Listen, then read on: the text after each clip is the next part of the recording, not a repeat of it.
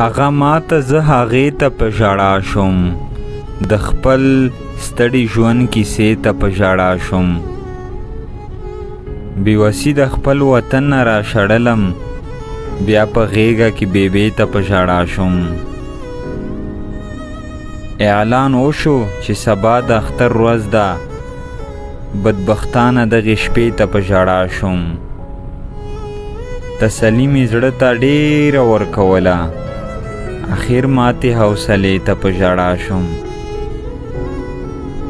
زه په ډېر امید درغلی وم ضمیره، ستاسو بندې دروازې ته په ژړا شوم.